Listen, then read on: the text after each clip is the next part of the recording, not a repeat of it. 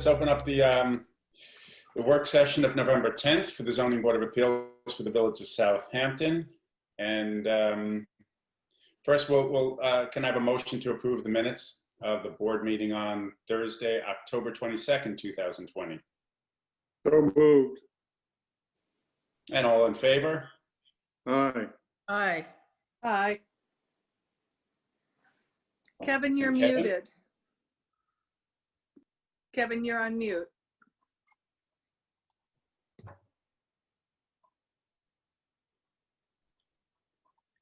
That should do There it. you are. Yeah, we hear you. Okay. Can we hear you okay, Kevin? Are you joining in the approval of the minutes from the board meeting? I was unable to download them in, so I haven't read them.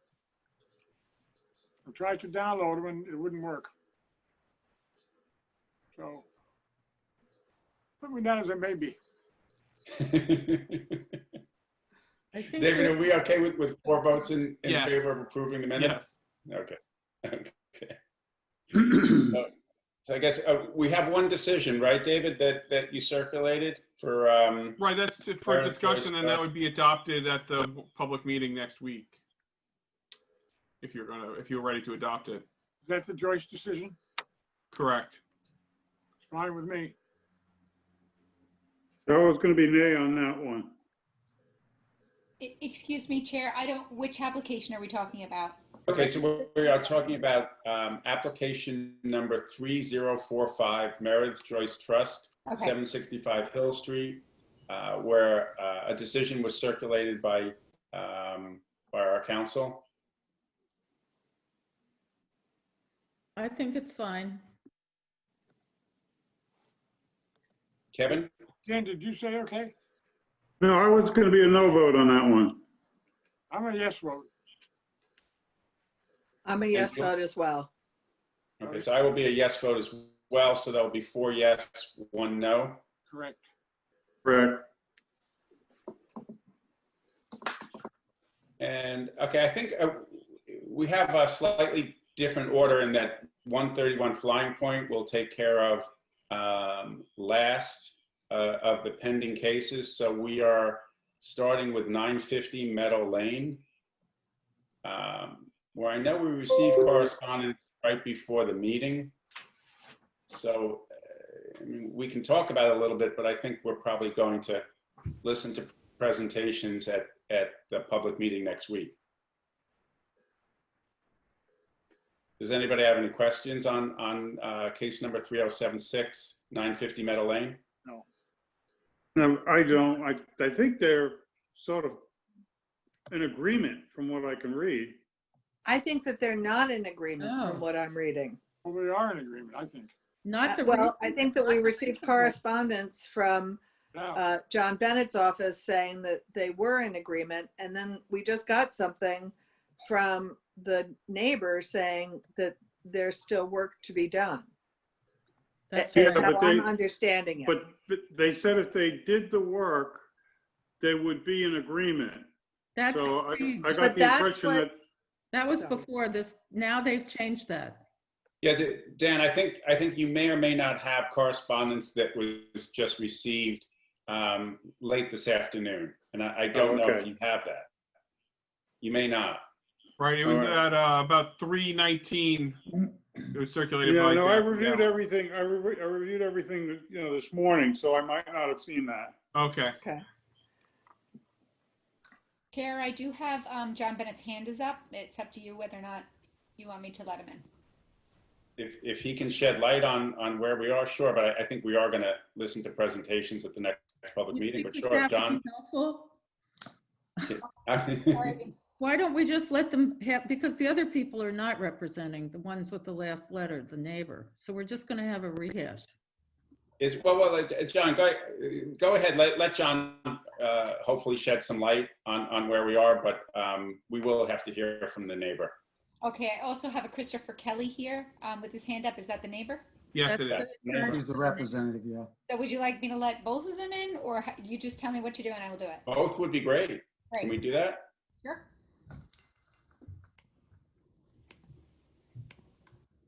Okay, John and Christopher. Yep, John's got it. Christopher, just camera on and unmute yourself, please.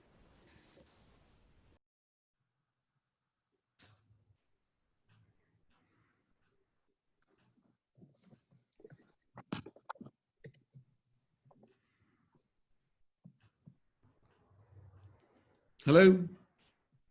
Oh, We can John. hear you. Good morning, good afternoon, good evening, I guess it is. I'm sort of befuddled here, to be honest with you. At the last meeting, it was quite clear, you can review the tapes. If we could come to some sort of agreement on the planting, everyone was happy, that's unequivocal. We had Sawyer Burson meet with Perry Gio.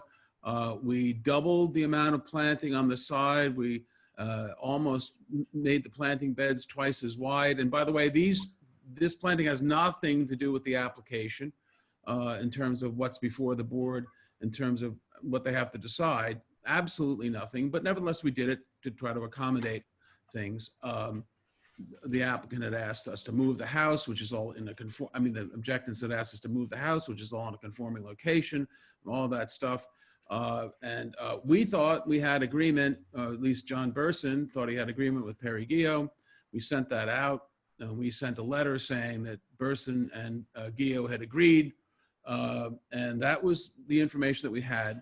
Now it seems that despite the fact that the house is a conforming location, the neighbor, misunderstanding what the criteria is before the board, is trying to get us to move a conforming house into a non-conforming location. But the bottom line is, Mr. Kelly says, however, in his letter, he says, however, if you want the neighbor to do the planting, we want to make sure that there's a bond to ensure that the plants don't survive for 24 months. We have no problem with that. That the plan be implemented as we thought we had an agreement on, and that no CO issue until all the planting is certified as complete with the building inspector. We don't have any problem with those things. We think that's probably what Chick would require in his approval in any event. So We look for 3 years. that's, what can I say? Well, 3 years, 2 years, it doesn't matter. We put a bond, it's obviously, but what I want to stress is all the things that we offered have, I think, as Dan and Kevin said, have nothing to do with the criteria before the board. Mr. Kelly's mixing up some variance criteria with some, we don't need variances for any of these things. We need your approval for a retaining wall and so a wee bit of parking within 125. We gave 30 cases where the board had allowed that, and much more encroaching improvements within the wetlands. We think we've done a great job here. We're sad. We thought we had an agreement. The neighbor, as Mr. Kelly says, is concerned because some of her view shed is going to be blocked, but we proved to you unequivocally that even if this was a variance application, which it's not, the second department has held that, view sheds, unless there's something in the code that establishes a view shed unequivocally, that's not a reason not to grant even a variance. But again, we're not here for a variance. But I guess you'll hear this, unfortunately, at the hearing. I was hoping to have a decision. I'd still hope you would keep it open for the possibility for a decision. Sounded to me like that's where we're going. I don't understand why this went sideways. We cooperated in full, gave plantings where none were required, increased the degree of planting by almost twofold. I don't know. You can only try your best. Christopher, do you want to speak to it? Yeah, I'll just relate to, I didn't confuse any criteria between variances and wetlands permit. The wetlands permit, as you know, the way it's designed in the code is essentially site plan review for residential property in order to maximize setbacks from wetlands and deal with the proximity of structures to wetlands. Here we have a problem with trying to stuff this very large project into a lot, trying to preserve a pre-existing tennis court and trying to deal with wetland setbacks. And as a consequence, all the development has been pushed to the east up against within 5 feet of our client's property with a massive retaining wall, massive fill, and a massive septic system that's overlooking our property, our client's property. All we're asking is to mitigate that. And the ideal way to mitigate that would be to leave more than 5 feet, which is a minimal amount, in order to allow for screening to take there. And we think that it's a reasonable request to move the building to the west 10 to 15 feet.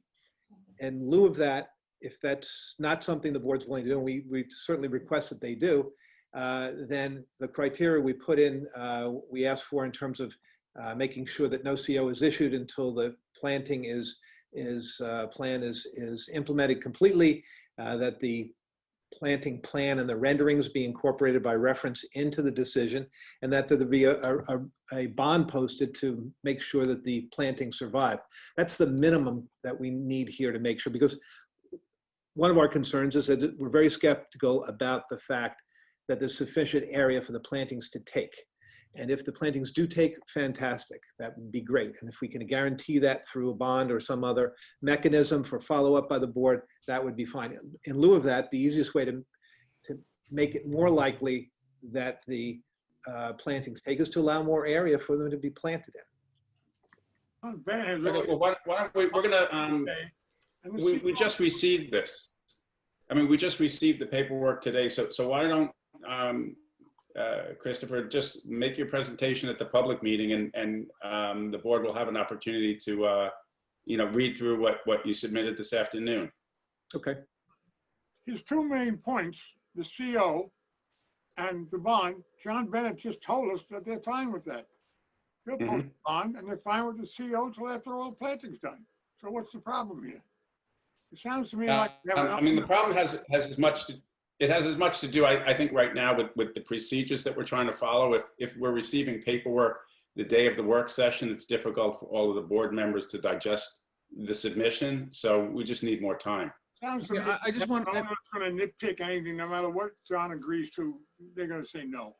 Listen. At the day after the last meeting, when it was clear, if you review the tapes, that all they wanted was planting, we, in good faith, went into high gear with our landscape designer and our architect and gave them twice the planting that we originally had it, even though there's no linkage between that and the wetlands criteria. That's what we did, and I just ask you to keep that in mind. So we haven't been late at all in anything. We did exactly what the applicant asked us, what the objectant asked us to do. We volunteered it. So I don't know, if you work hard in good faith to try to get something done, you expect it to come back to you. You work hard in good faith, but you dropped this letter on us on Thursday afternoon at an hour before the deadline, after 3 o'clock. Chris, So you've had the planting plan. Gentlemen. Let's save it. Hey, Mark, public meeting. let's go to the public meeting with this. Okay. Need these guys arguing with us now. Agreed. We'll see both of you next Thursday. Thank you. No, thank you. Okay, the next case for our discussion would be case number 3079, Elizabeth Royalton Trust, 365 and 385 South Main.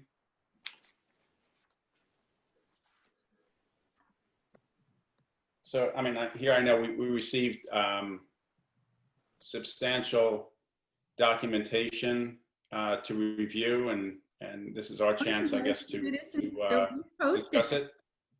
How does that, how much time, I thought one letter said they're in an abundance of caution, they're reposting something about lot lines. And so I'm not sure it has to be up 10 days before the meeting. When did Yeah, David, correct me if what I say is inaccurate in any way, but I think, Susan, that they were concerned that they had to repost because they didn't satisfy the lot width as well as the lot size. They know that they don't satisfy the lot size, but then it was determined, according to their surveys, that they do satisfy the lot width.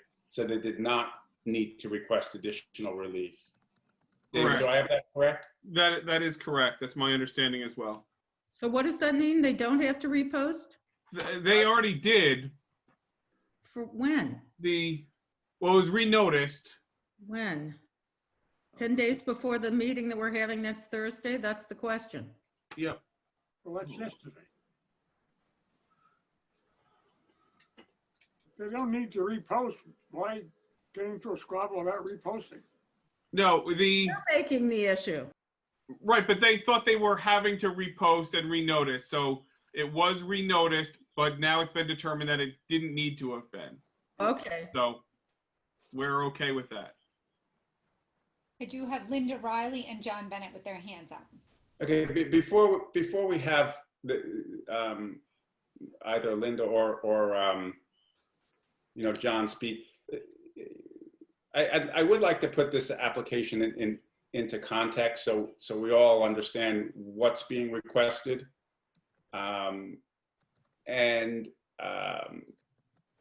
What I understand here, and I think I do understand the request, is that in 1983, Southampton Village upzoned this area. And the upzoning was to require that lots in this area would be at least 3 acres rather than 2 acres.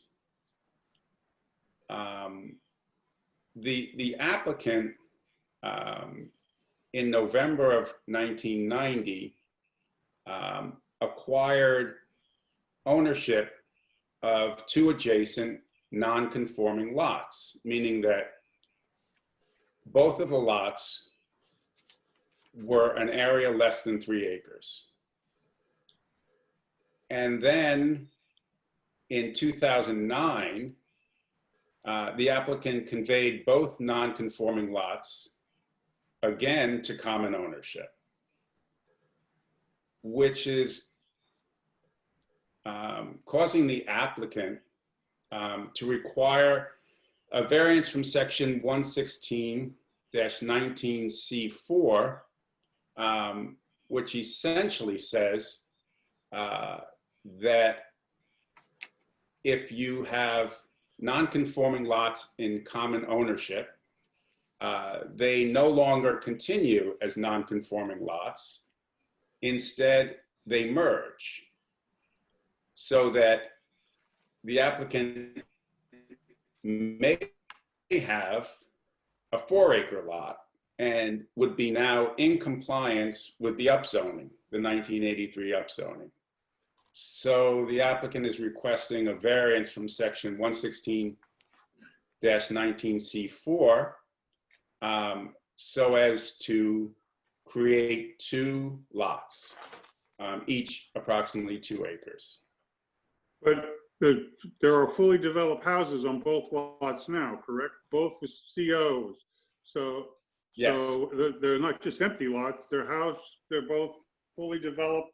So he's actually got a non-conforming by having 2 residences on 1 piece of property. Very good. So Yes. by granting this, you're splitting it up and making, Granted, this, you make it everything legal again. right, that's what I think. Right, but the applicant's goal is not to retain these residences. The applicant's goal is to have two buildable lots. Right. But he has The 2 houses now. The applicant's goal is to be able to sell each of these lots and have the purchaser replace them with larger homes, 2 tennis courts, 2 pool houses, 2 pools. In other words, to have 2 fully developed 2-acre lots, where the code wants you to have at least a 3-acre lot on which to place your house, pool, tennis court. So what it comes down to is a question of density. We don't know what the owner might want. They might know who the new owners are going to be. We don't know what they may want. And Well, and if they need a variance to get what they want, they're going to have to come back to us anyway. But it was upzoned. That denies the upzoning, which is part of the master plan. If you look at that application, 1 block down on the corner of Little Plains, we did the same thing there. They had 2. Times have changed. And we split it in 2 for them.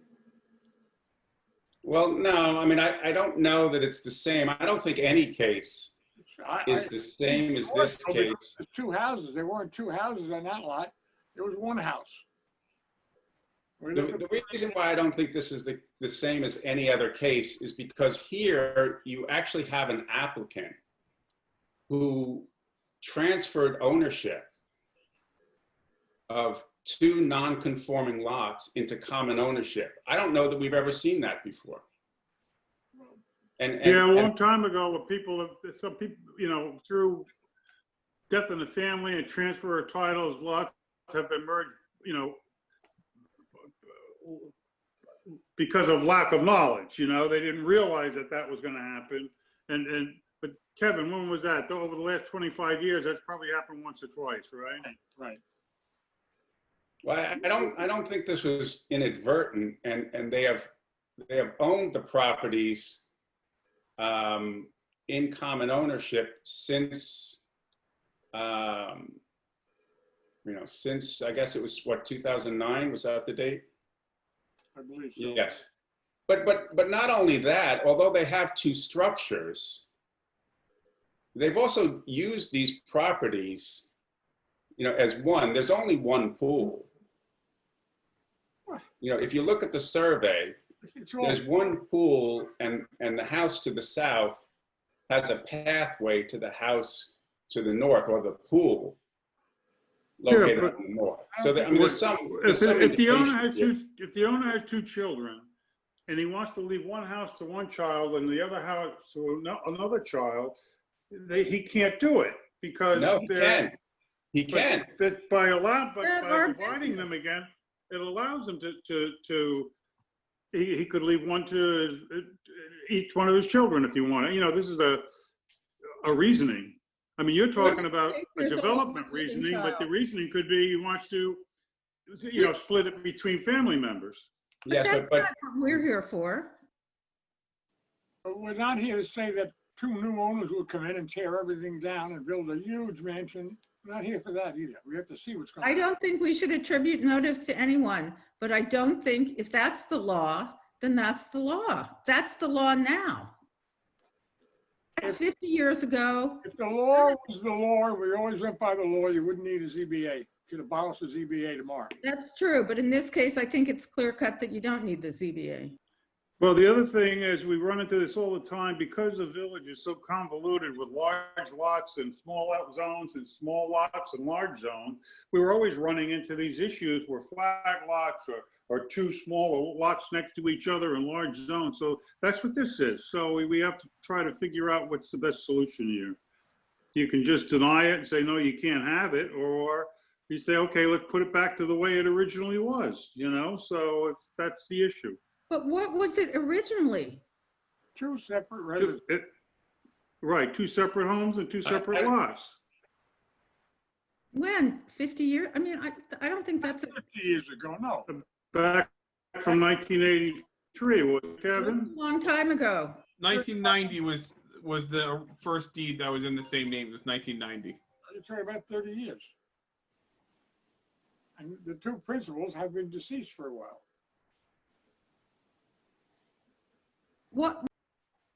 Why would there be a point of upzoning if it's not recognized? That's what I don't get. We get this all the time. I realize But I think this is a particularly special Vision. part of the village. It's a historic part of the village, and clearly a lot of time and effort was put into the upzoning to try to keep it so that the historical significance would stay intact, is my read of the circumstances. You're saying And this are historical? This is a historical district? it's clearly the upzoning required a special amount of attention at the time that it was done, because there was clearly an interest to try to preserve the size of the lots. Well, yeah. So, I mean, Kevin, if you look, that was a thoughtful set of decisions that were made, and that to me is very meaningful as I think about. Well, if the houses are historic, along with the property, then they just can't tear the house and tear anything down. You have to go through the ARB, and the historical, they're not just going to let you tear down historical structures. So I was actually, I shouldn't have said historical homes. I meant the property and how it was handled and where it is in the village. I think all of that is meaningful, and it was clearly meaningful to people who sat in these seats before. Certainly I did. Area historical? Is the area historical? Well, no, Kevin, I think what Julia is referring to is if you look at the master part of the plan for the village, Kevin, if you look at the master plan for the village, which is posted on the village website, the executive summary of the Southampton Village Comprehensive Plan, has a statement in it. And the statement is as follows. It says, this document was written in response to the community's concerns about the nature of recent development and the attendant changes to the village's historic qualities and its natural environment. And then it goes on to say, and this is in the executive summary of the Southampton Village Comprehensive Plan, beginning in 1983, the village began to address its problems. Areas zoned for a minimum lot size of 80,000 square feet were upgraded to a minimum of 120,000 square feet. This action remains in accord with the goals of the comprehensive plan. So my point here is that we as a board are mandated, okay, to follow the guidance of the master plan. I don't agree with that one bit. Well, wait, let me read to you, if you don't mind. In section 116-27, which are the general standards for granting of a variance. One of the standards is that such variance is so designated as to provide reasonable consideration to, among other things, the character of the neighborhood or district, the conservation of property values in the vicinity, and the guidance of building development in accordance with the master plan. So according to our statutory mandate, what we are supposed to do, we are mandated to look at the master plan and to follow the guidance of the master plan. And the master plan states that this upzoning was a good example of how the village intends to control density. How does our approval of this application change the character of this neighborhood? It doesn't. It doesn't change anything. The thing is the character of the neighborhood were these two original houses. But it was upzoned, and what you're saying now is that you disagree with the upzoning, and that's not your prerogative. I'm not saying that, not at all. I'm not saying we disagree with the upzoning. We just say that there are some exceptions to the upzoning, and I think this is one. I think it got. Why? I'm not sure that the owners wanted it to be merged, but it got merged, and our job is either unmerge it or don't unmerge it. What? They merged it. It's a fact. We don't know that the owners knew it was going to be merged. We don't know that. They're dead. You think Oh. you think that when they put two non-conforming lots, they didn't even buy them at the same time. If No, I well, may, they and transferred them both at the same circulate, time. I'll Okay. circulate this as well. And I know I had circulated previously the Department of State guidelines for the zoning boards. The New York State Village Law is the controlling standards for reviewing and granting a variance. I know that differs from the village code, but the controlling standard is the New York State Village Law, which is the weighing test and the 5 factors. So that is what the evaluation of the application should be based upon, is that test of hardship versus detriment, considering those 5 factors: undesirable character, benefit can be achieved by some other means, whether it's substantial, whether proposed variance will have an adverse effect on the neighborhood, and whether or not it was self-created, self-creation being something to be considered, but not necessarily to preclude the granting of a variance. And we don't know if it's so And creative. as well, in this matter, regardless of if the board did approve it, it would still have to go back to planning for approval for it to be a legal subdivision. But They have David, to you're evaluate right. We by should the- do it. They would have to evaluate it by the planning requirements in the village code, whereas you're tasked with reviewing it under the variance standards. Well, don't you think? it was David, you're right, though. subdivided?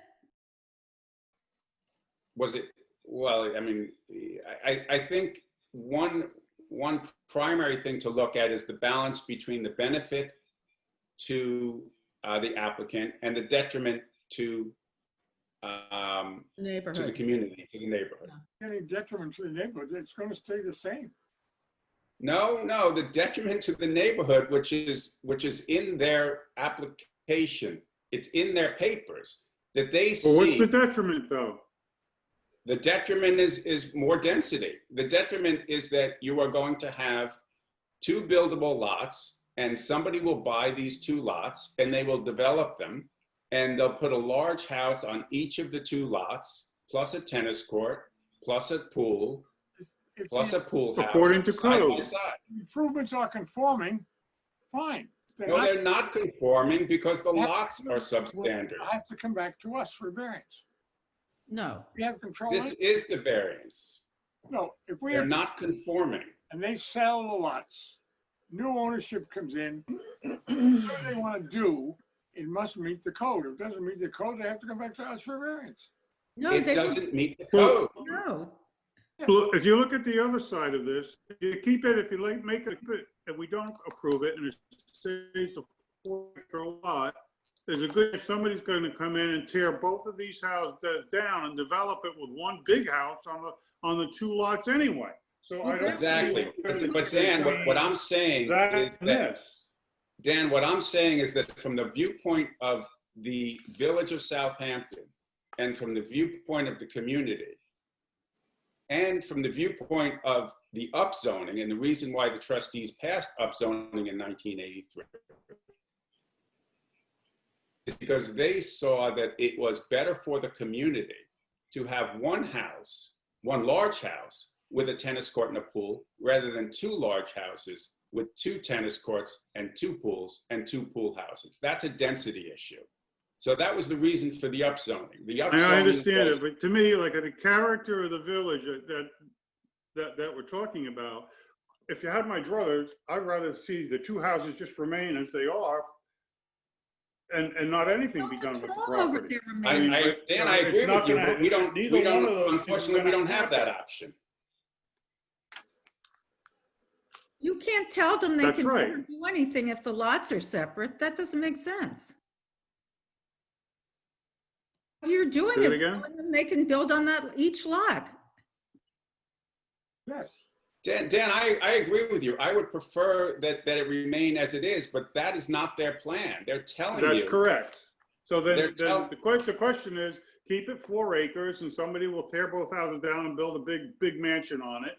Or you keep it 2 separate lots with 2 houses that won't be as big, that will have tennis court, but all the houses there have tennis courts and pools. So it's not out of Yeah. character for the neighborhood. No, Everybody has a pool and a tennis court there. Yes, you're right. What we're asking is, isn't it better to have one house with 1 tennis court and 1 pool rather than 2 2-acre lots with 2 large houses, 2 tennis courts, 2 pools? It's a density issue. No. And that's why they upzoned this area. And by the way, it's not that close. Okay, this is 3-acre zoning. And each of these 2 lots are only 2 acres. This might be a different case if they had 5.7 acres and they wanted, the ability to create 2 separate buildable lots. These are only 2-acre lots in 3-acre zoning. They're almost 30% off. That's the I substantial guess in the nature of only their variance. overall They're asking impression for I 30% have, they variance. presented some new data, is how many 2-acre lots are in that vicinity? In other words, are they predominantly all 2 acre and now we're going to create 1 4 acre that's going to be out of character because everything around them is 2 acres? So I'd like to see that. I'd like to study that a little But bit, that find still out doesn't- what is in that neighborhood now. Well, no, we did, and I'm sure it's the neighborhood. okay, That speaks to the so character in of that the immediate neighborhood. neighborhood. Yeah, Okay, in the in immediate- that I'm talking immediate in- neighborhood, 24 Gin Right. Lane, Go up South Main Street or go across. I understand, 24 Gin Lane is 120,000 square feet. 28 Gin Lane is 164,000 square feet. How about South Main Street? 339 South Main, which is the closest neighbor, is 3.9 acres. 27 Gin Lane is 195,000 square feet, and 56 Gin Lane is 187,000 square feet. So if you grant a variance from the upzoning, what prevents these other 5 homeowners from coming in and asking to subdivide their property? Nothing. We have to look at that case. We look at every case as being unique. But how many circumstances are there where there are 2 lots side by side in the same ownership? You're making apples and oranges in my head. Probably not many. So, you know, the odds are we'd never see this case again. Right, that, So, therefore, Mark, you gave us the larger ones in the neighborhood, in the immediate neighborhood. Are there 2 acre ones in the neighborhood? That would make the decision for me. If it's predominantly course, 3 Dan. acre and larger, I'm fine. If it's predominantly 2 acre in the neighborhood, I'm fine the other way. So I guess that's my question. But the question is not our question, okay? Because in Yeah. 1983, when the village trustees decided to upzone, and when the master plan looked at the upzoning as a good example of carrying out the goals of the village, the trustees were looking at essentially the same map we're looking at right now. They saw 2 acre lots there, and they decided to upzone because they wanted to preserve the overall character of the community. They wanted to have 3 acre zoning. It's not our job to contravene what they tried to do. It is our job to make exceptions where exceptions are warranted. Well, then, Mark, Yeah. if we don't And- agree and- to separate these lots, do they have to get a variance for the 2 houses on a single piece of property? With 2 COs? No, I actually don't think so. And I think their plan is to, well, they're selling these lots. Okay. Well, I mean, if we don't grant them the variance, it's 1 lot. But it's 1 lot with Right. 2 houses and 2 C of Os. So if we don't grant it, we have a situation that doesn't meet code, which is 2 residences on a single piece of property. So that's what I'm asking, then, is what happens in that case? In other words, when those lots joined, it created a non-conforming. pre-existing non-conforming. That's what they are. Yes.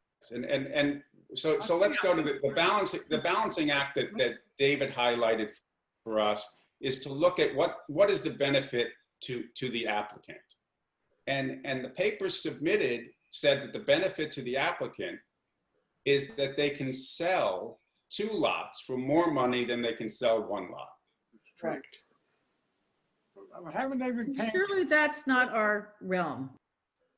they've been paying 2 tax bills all these years. It doesn't matter. Sure it does. Because merging for tax purposes is different from merging for zoning purposes. But it's- Right. the intent was that they were to be 2 separate places. You got 2 different tax bills every year. If you look at this survey, Kevin, and we do need to look at the survey, 385 South Main does not have a swimming pool. The survey shows a slate pathway running from 385 to 365 South Main. The survey also shows a pond and a slate patio that straddles 365 and 385. There's also a shed that straddles the property lines. We can say I don't think this particular applicant was for many years, since 2009, I think for many years they were using these two properties as one property. And then when they decided to sell them, somebody told them, you've been making a mistake using these properties as one property, because you can sell two properties for more money than one property, because two-acre properties are not as valuable, are more valuable than one 4-acre property. And that's why they're here. You know that. That's correct. Common sense. So that's the benefit to the applicant. The applicant gets more money if they can sell two-acre lots. What's the detriment to the community? The detriment to the community is they're left with higher density.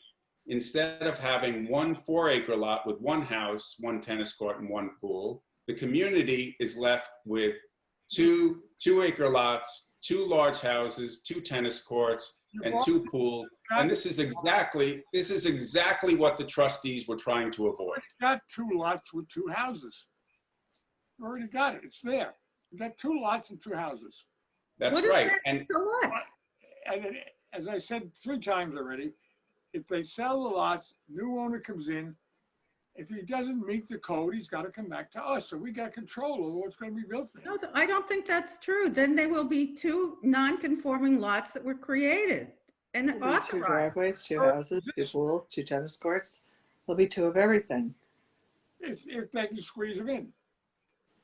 well, of course, on 2 acres, they could squeeze in a large house. On a 2-acre lot, you can build a house, a tennis court, and a pool. All right. They will fit on a 2-acre piece. But the house will be restricted in size. You're not going to be able to build a 15,000 square foot. Well, there's a lot coverage comes into play and all of that, correct? No, you won't be able to build you'll be able to build 80,000 is 1,000 plus 8,000. you'll be able to build a 10,000 square foot house. 9,000 square That's foot. plenty big. The house across the street, Mr. Ayers, is 10,500 square feet on Gin Lane. That's a big house. That's the one in the corner. It's on the curve. It's On a the curve. relatively new house. So it was refurbished. It was built when they divided up the lot that was McKnight, where 2428. Oh, about that. I thought you meant Neighbor. the other corner. Are we going to invite any of the advocates in? Because we've talked about this for a long time, or not? What? No, sure. I mean, it's up to you guys. Would you like? I totally understand your argument, Mark, and I'm not in disagreement with it. I'm just trying to look at all the sides of this, so that I make sure I understand it, so. Dan, I agree with you that when I looked at this, okay, I would like to preserve the status quo. I would love a way where these 2 beautiful homes stay. But Right, but that's not going to happen. The applicant is telling you that they are selling them, and the purchaser does not want to, keep the status quo. The applicant is telling you, it's in their papers. The applicant is telling you, I can sell 2 lots because both can be developed. I can get more money by selling 2 lots than I can by selling 1 lot. So they are requesting us to let them have the right to sell 2 lots when they don't have that right now. If we're not going to close this today, we're going to next week anyway, right? Yeah, no, I just thought we should have a chance to To really talk it through. Okay, let's say we leave it as one lot, Mark, but it's a lot that has 2 COs for 2 houses on it. Could somebody develop it in that method? In other words, it's a 4-acre lot, but they can just rebuild both buildings. But I mean, one of the houses I think is only about 4,000 square feet. I mean, it would be a wonderful thing if they had a 4-acre lot but retained the 2 houses. I mean, I don't think that that's a No, but I'm saying keep it a 4-acre lot. Somebody buys it, they tear both houses down, but they retain the 2 C of Os and build 2 structures. Can they do that? Or I'm saying, by granting this, we're creating there's a non-conforming going on here that's not being resolved. Well, no, that's true, but we don't we don't have that authority to cause them to clear up the nonconformity. All we can do is prevent the two lots, the one lot being turned into two buildable lots. Yeah. Have you seen the C of O on both And Dan, as I understand it, based on another case that's in front of us, if you tear the house down, that the variance goes with the house and you have to start all over again. And if it's on one lot, would they have that same opportunity? I don't think so. To build two. I think the variance homes. goes I'm with not the following what property. the variances run with the land. Right. So once you're Well- granted a variance, if they tore a house down from one of these two lots, they wouldn't have to reapply. They wouldn't. No. So Dave, is there any way to clear this up? If we don't grant it and it stays a 4-acre piece, we're stuck with the non-conforming, is that correct? They'd be pre-existing non-conforming structures, yes. And if somebody took that 4-acre piece and they, are those two C of Os grandfathered in? Yes. I mean, can they rework the property with those two, so. Yes, those would be legally existing residences, single and separate residences. So they'd be allowed to expand either or both of those up to the maximum permitted gross floor area under the code. for a 3-acre lot. 4-acre lot. I'm saying if you didn't give them a variance, if the owner came in there and wanted to enlarge both these houses on a single piece of property, can they do it? Yes. So they could add. We don't know that because we don't know the courts. historic nature of those houses. One of them may From a be zoning bigger. perspective, the answer is yes. The zoning code would be non-conforming because it's multiple residences on a lot. It's not a use variance. So it's non-conforming area. So they would be allowed to expand those up to the amount in the village code for maximum gross floor area, absent any need for ARB approval or on that matter. But under the village code, from a zoning perspective, they could expand both of those up to the maximum permitted gross floor area, cumulative for the property. That's why I want to look at it all angles, Mark. See what I'm saying? Maybe somebody's not going to do that, but they could do that, so But that's, If we don't have control over that I can't do anything about that, Dan. What I can do is I can prevent us or I can argue that we should not be taking action in contravention of the master plan, and we should not be taking action that increases density where we shouldn't. I understand what you're saying. I'd love to have, more I guess there's no way we're going to clean this up. In other words, we'll vote for it, we'll make it a 4-acre piece, and whatever's going to happen in the future is going to happen. There's no way to clean it up, but we've kept it as a 4-acre piece. I think that's right. The board the board also could, if so desires, could put conditions on the variance if they felt conditions would alleviate that and still provide the benefit of separate parcels. But we're not giving them a variance, we're denying it. I'm saying if the board was so inclined, but if not, that's fine. I just want to make sure that the board was aware that the board could put conditions if you did want to grant variances to possibly restrict the accessory structures that would be permitted on those two lots, to alleviate some of the concern I'm hearing that there would be 2 tennis courts and 2 pools on both, on the combined parcel. So if we okay this application, we can put those conditions into our decision. But honestly, I think that would make it harder for them to sell it and they'd be better off. Well, that's not our problem either. Well, you're saying all you talked about is selling it. No, I didn't talk about it. They should have the right. Putting conditions in that neighborhood of having no tennis court, and no swimming pool doesn't make it a particularly attractive buy from my point of view. And I don't actually think we should be in the real estate business. I think we should be in the preserving the character of the neighborhood Maybe that- business Maybe that regardless would of be the price. condition. The condition might be something else besides no tennis court, no pool.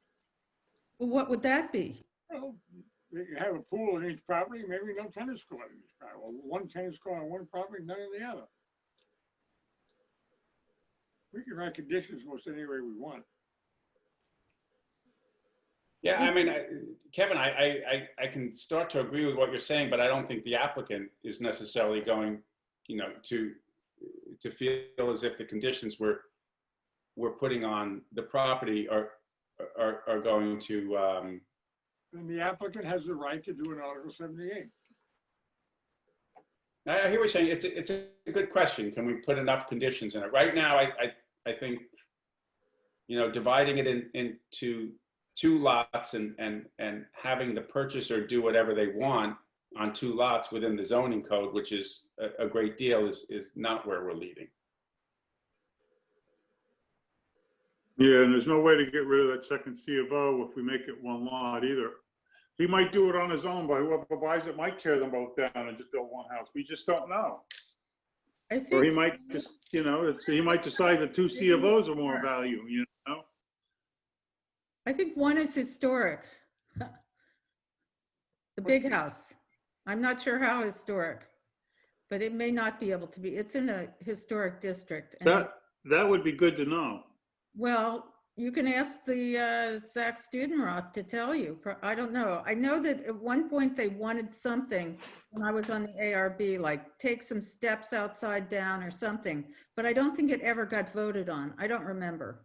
The second house, the smaller house, I think was used as a guest house.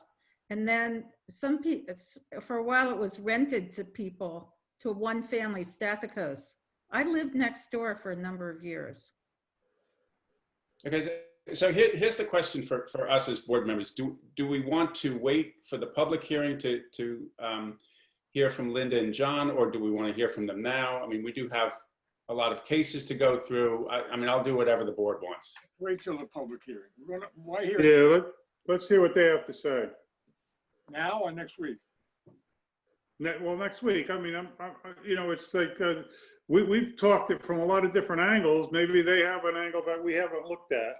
Right.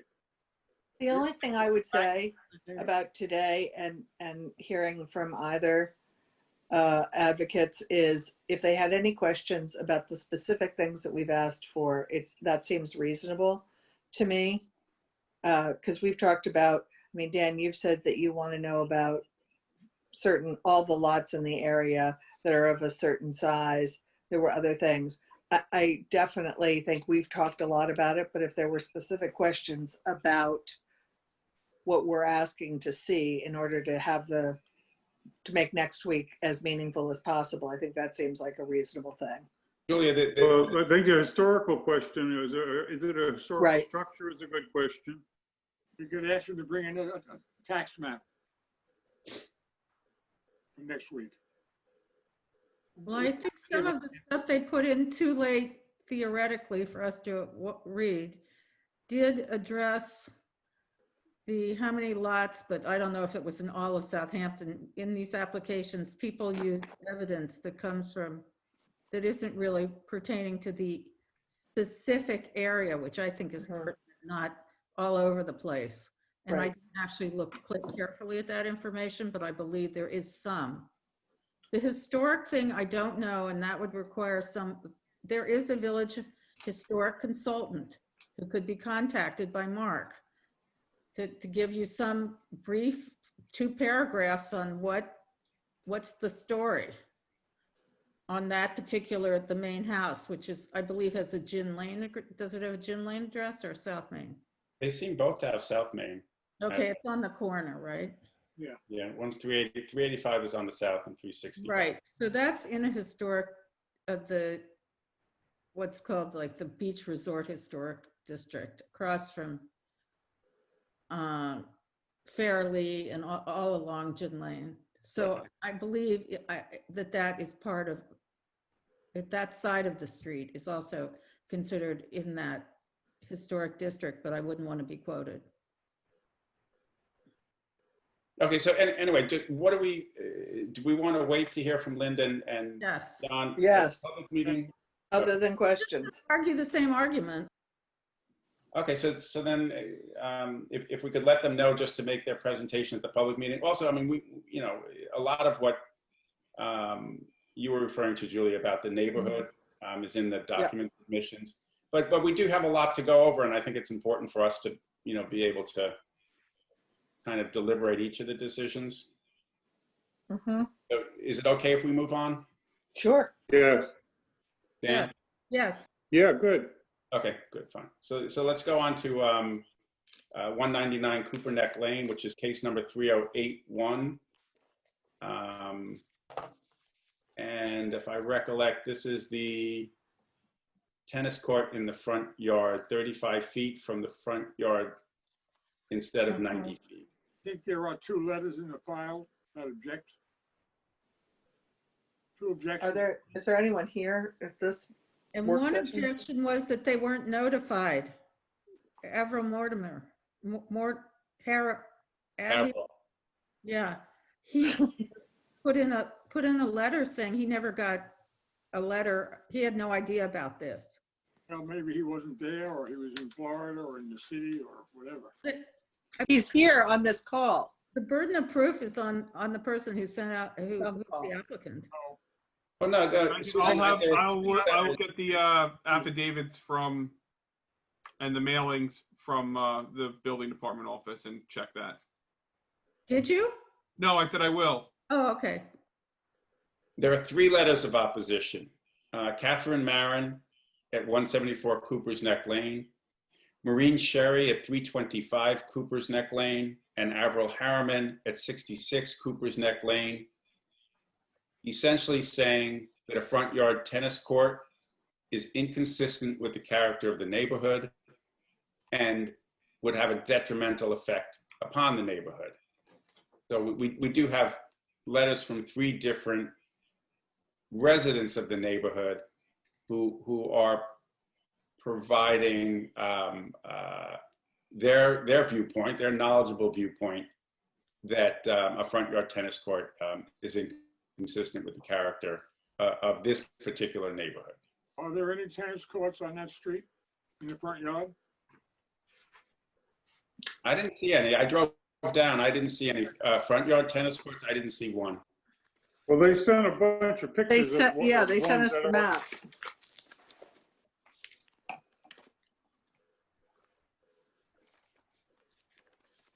The tennis court photos that they sent are All over the village. Yeah. are on the are in the western section of the village, over by Captain's Neck. Ox I think one Pasture, is- Captain's Neck, but it's the same state area, in the estate area, but they did not highlight any located in this particular location. Nothing on Cooper's Neck Lane, nothing on Meadowmere Lane. So nothing right in this particularly site-specific area. Most of the tennis courts we've allowed are waterfront properties on the ocean, but not in the required front yard. If it's 90 feet, you require them to be back more than 90 feet. Here they're at, what, 35 feet?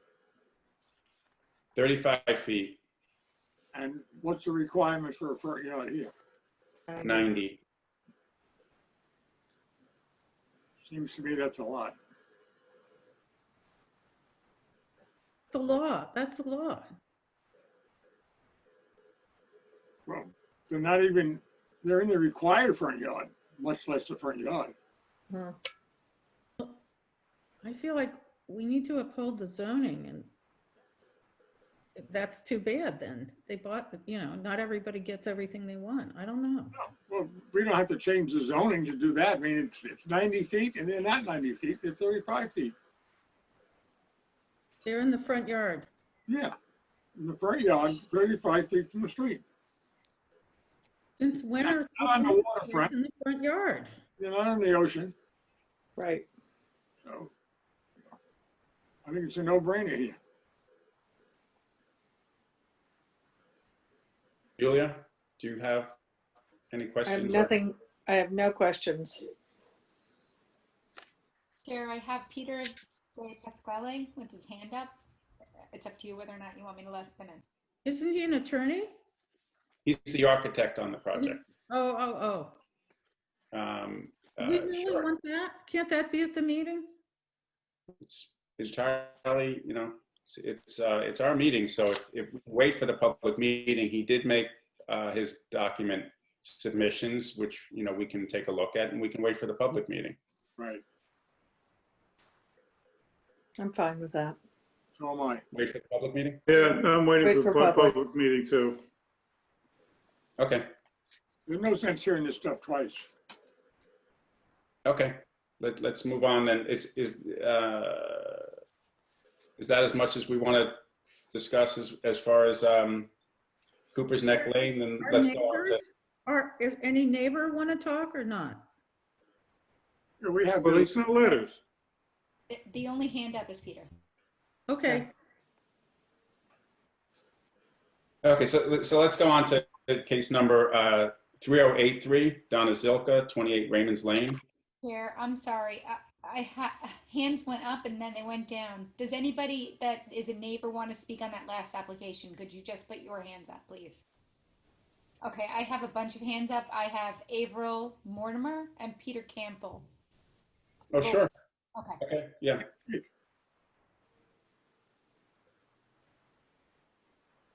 so we'd Whichever one you'd like. like to let them speak next week. If they, if it's a neighbor and they haven't had an opportunity to say anything. But they're let's- going to say something different than what's in their letter, that's the thing. Like I read you can read the letters. You guys tell me what to do. I put Peter Campbell in and I have Averill. What would you like me to do? How about, well, we have not heard from Peter Campbell. Can we? Correct. Peter? Okay. Peter, could you? Yes. And yep, unmute yourself, please. Good evening, everyone. I can also put my video on so you can see me. So I'm currently sitting pretty much across the street from Cooper's Neck Lane from the proposed tennis court, and we were planning on submitting a letter, and we were in the process of drafting it, and then we were given the information about this meeting, so that's why I'm here. And sorry for being late.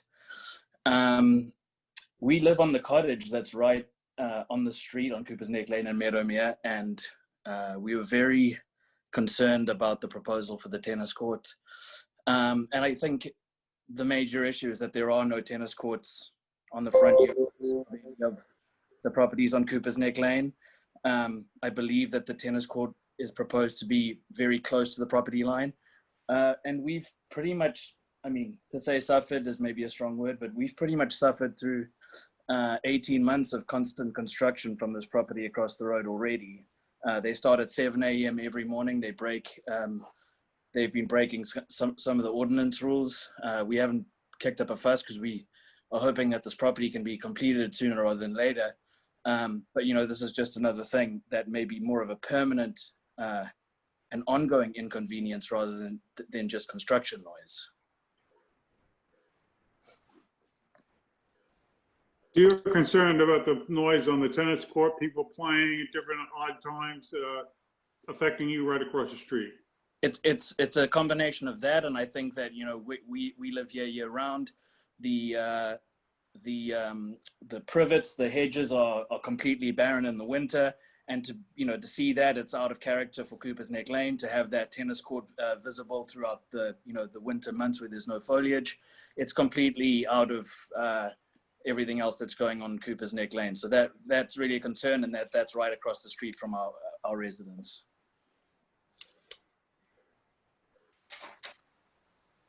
Peter, would you Thank mind you. submitting a letter? Absolutely, no problem. That will come as soon as we can get it done, and I can guarantee you that'll happen. we need it by next Thursday. No problem. Okay, so Chair, I still have an Averill Mortimer.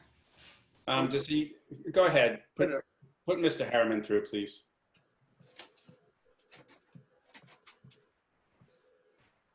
Is it, what's the name, please?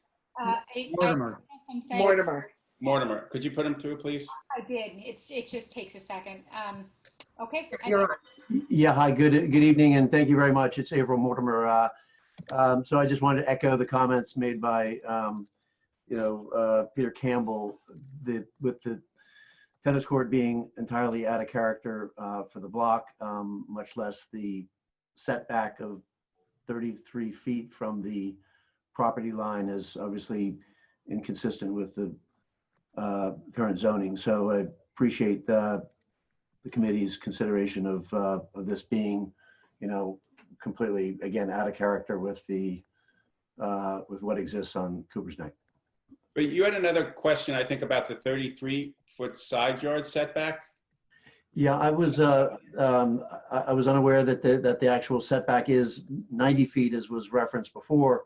I think right now the current setback as proposed is 33 feet. So 33 versus the required 90 seems like a real aberration, and it's not even close. No, I thought you were referencing the pool house on the west side in your letter. No, I'm just There are also 4 structures already. Yes, there. I was Garage referencing addition. the tennis court, but I believe that there are 4 structures. 4 structures actually on the property currently. So it just seems like a very high density proposition to begin with. If I may, the letter from both Mr. Mortimer and Miss Marin references the garage not being the setback of the garage, which we discussed that at the prior meeting. It was discussed with the village building inspector. It's attached to the main house. It's principal residence. It meets the setback. So 33 feet is within the required setback? It does meet it.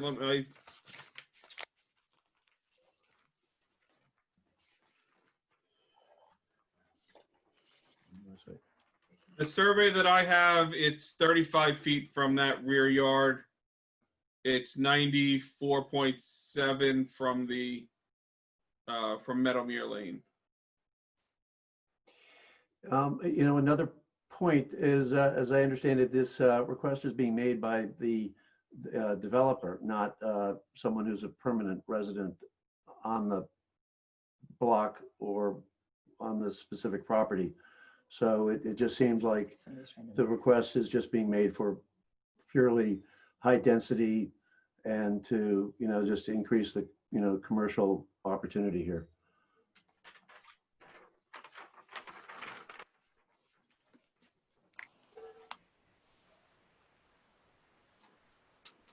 Everybody else is understanding. Thank you. Everybody else is understanding. Again, thank you very much for your consideration in the hearing. No, thank you.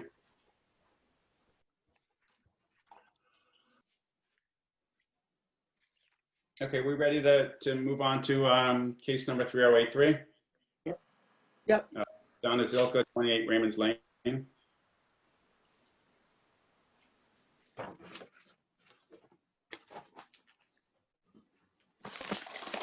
anybody have any questions or comments on this, or are we? No. No, I'm fine with where it is right now. You increase the setback to the west, I'm fine with it. Yeah, it's an increase in the setback, and it's a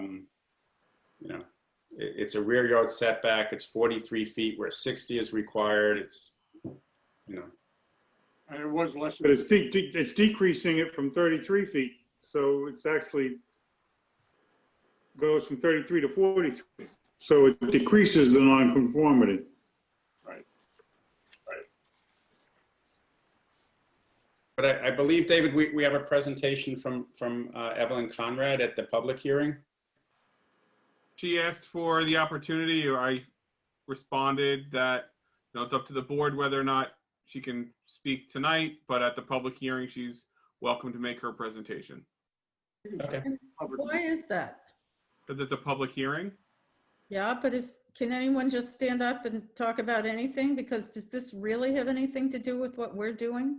If the board finds that her presentation is not relevant to the matter at hand, you can instruct her so and ask her to sit down. But I mean, that's really the question, David, but she hasn't to this point spoken to the particular variance, the 43 feet where 60 is required. Instead, she's discussing matters that have to do with proper procedures, with respect to notices and things like that. And we're not really deciding that. It's not whether it's on Supreme Court or whether it's on South Roscoe. What difference does it make whether the address is South Roscoe or Raymond Court? Makes no difference at all. I feel like if she were to make that, her beef should be in front of the trustees, not us. We have nothing to do with what she's talking Right. As a public hearing, you have the discretion and leeway. You can't preclude her from speaking, but if you feel it's not relevant, you can redirect her and make your concerns known. But it is a public hearing. If it is, as long as it's relevant to the application, then I feel the board should hear her out. If the board feels it's not relevant, then relevant to the application, that's the rub. Yeah. If you read the envelope, which is she filled up with a lot of paperwork, there's nothing in there that has to do with the application itself. I agree. That's why I'm asking. Yeah, that's what I thought also. I read through the whole thing and it didn't address what we're addressing. You can cut her off. David, could you give Mark and the rest of us a little direction on how that would go down? I think both you and Mark would have no problem raising bringing that up and saying, sorry, we feel that this isn't relevant. Please address the requested variance. And if you don't have anything to add regarding the requested variance, we ask that you sit down. Right. Or redirect her to the trustees. Yeah. Because I think her beef is something with, procedure, the village, whatever. That's really a matter for the trustees if she maybe, but I mean, it's certainly not, we're not enforcing some kind of rules that were some subdivision from somewhere. I don't see that anywhere in my job, but maybe I'm wrong. I don't disagree with you. And Is there a 5-minute time limit on the presentation?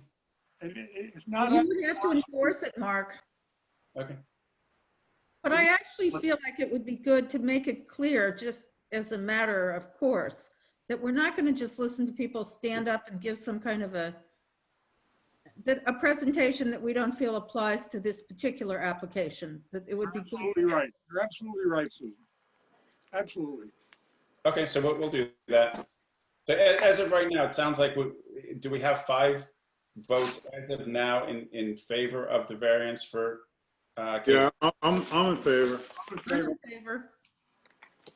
Yeah, I'm in favor. Okay, as am I. Okay, so let's look at case number 3087, 71 Walnut Street. Oh, we were done with this. We had to leave it open. One of those cases for years. Where are we? Because there are several variances, so we may have to look at them, one at a time. I think that the little front porch is okay. They did the back addition with a slanted roof, so you can't have a deck on it. I was okay with that. They're doing the hot tub. They got rid of the pool house that was attached to the garage. So I thought that they went a long way addressing what our concerns and issues were. Got rid of everything that we objected to. Being the pool and the pool house were the big things we objected to. And they did they did agree to remove the shower in the pool house. David, do you have that? I'm looking for it right now. Yeah, but I thought that they were agreeable to that. I remember that. I thought I had seen a submission from them, but I'm not coming across it right at the moment. I wouldn't care if they wanted an outside shower. Everybody wants those now, but not the inside one. Well, I'm sure they think that's what they're doing.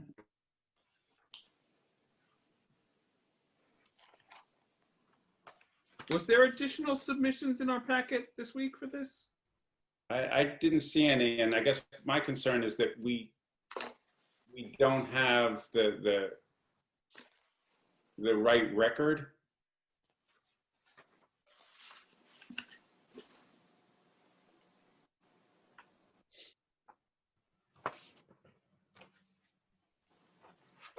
I'm looking, I organized all the documents. I don't actually see anything new, but who knows?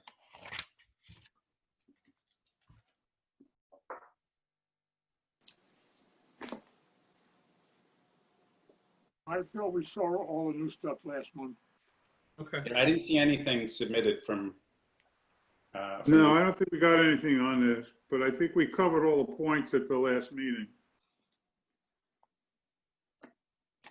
David, can you reach out to Lisa and just ask her to submit a drawing without the shower, and we can close it? And Then no problem at all.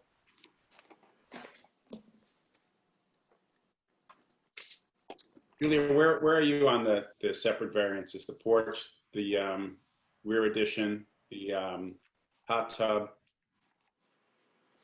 I'm okay with And- it. Who are you asking? I think he was Julia. asking, I think he was asking me, Dan. Oh. I had no problem with the overhang on the front step or the back piece. There were questions, though, that I didn't feel had been resolved about the hot tub and where it was located. But to be honest with you, I feel a little fuzzy about that particular one. I had some questions about what's the hot tub doing out in the middle of the yard? It seemed peculiar to me. First of all, you can fall in it. You know, it seemed like it seemed suspicious, but I don't know what my suspicion is, but it just looked peculiar to me. But that wouldn't make me say no. It just, there's something I feel like that isn't explained. Okay, I mean, Julia, you have some time. I mean, we'll it's going to be open at the public meeting, so we can discuss it at the next work session as well. I appreciate that. I think the difference is if there are two types of hot tubs. There are the hot tubs that are pre-made up and they put them on decks. And there are hot tubs that are gunite, that are made the same way a swimming pool is, with that are recessed into the ground, and those are usually in the yard. So one type is a yard type, which would be the gunite type hot tub, and the pre-made up ones are more of a deck type hot tub. Right, I agree with you about that. But even that seems, if you look at the site plan, that they put this thing smack dab in sort of the middle of the yard. So I wonder, it's what, 8 by 10? It's 8 by 10, I remember. Just have a pool. Well, it's not really that. 8 Okay, by, but let's just ask. We'll ask Lisa at the public meeting what about the location. okay, And in regard to the location as well, our consideration, the board's consideration, is the front yard relief. So respectfully, whether it's a little bit to the one side or the other, shouldn't really be affecting the relief from the front yard. I understand the desire to get some more information, but if I struggle to see how that would affect the relief to the the requested relief of a front yard setback. It's just a question. It may not affect anything.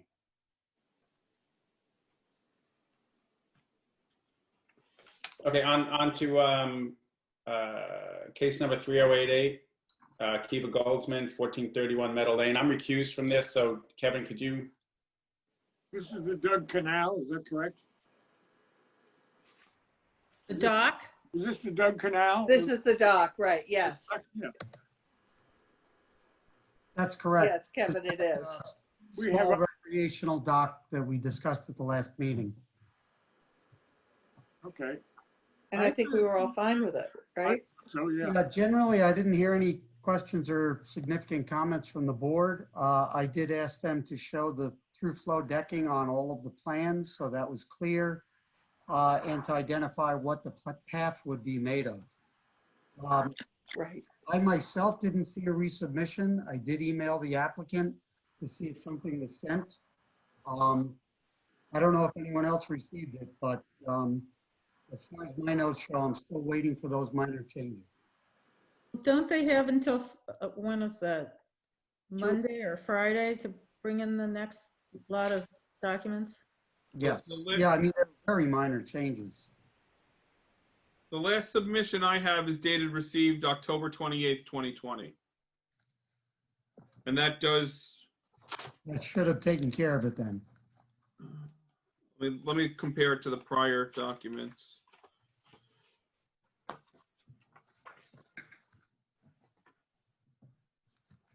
I'll make sure I have that, and it's up to you, but this one is very simple and could be ready to go if you would like.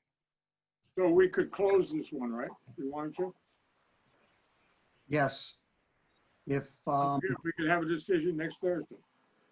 yeah, I wouldn't have any problem with that. David, is that okay with you? It's chicks to write, but yes, that's fine by me. Or do we have Good to to, get it off the calendar. we have to officially close it now, or do we close it? And No, then- no, you'd close it at the public hearing next week. And then we make a decision. Correct. If We'll have a the decision, we vote board, decision.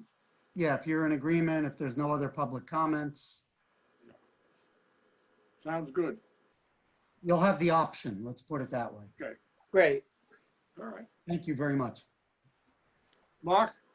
Okay, so we're on to case number 3089, Meadowmere Partners, 66 Meadowmere Lane. I think we talked about this at the So yeah, public. the one that Jim Walker presented, it's the cleanup of the ditch. I had given a pretty detailed description of the environmental conditions. The fact that there's Japanese knotweed and Phragmites dominating the ditch. And we had a number of questions on access, equipment, specs on materials to be removed. InterScience did provide a revised submission. I've started to review that, and I'd like to hear the explanation at the meeting next week. So I will have reviewed it by then, see if there's any further comments. And I do see this overall as a benefit to restoring more native habitat where we have tremendous invasive species. So I didn't have anything more than that to brief you on tonight. Is there anybody in the audience who's waiting to be heard on this, or can we move on? There is not. So case number 3090, which is Matthew and Susan Hamlin, 14 Powell Avenue. This is for the garage that infringes on the pyramid law restrictions. Oh, right. It has a second floor. Do we have any questions or comments on this? Second floor will just be for storage. This is just a garage. I was fine with it. Yeah, no problem.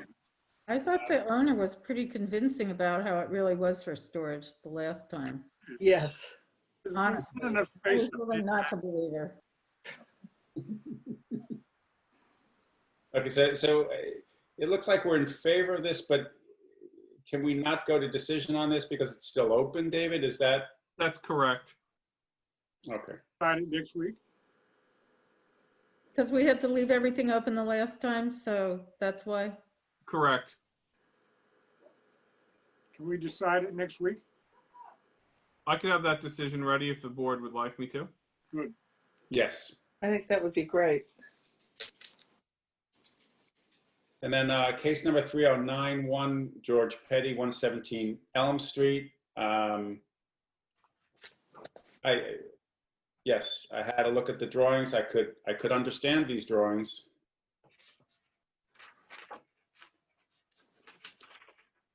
I don't want to ask this applicant to be delayed any further, but I was frustrated to see that we didn't receive them until very late in the day today. Mm-hmm.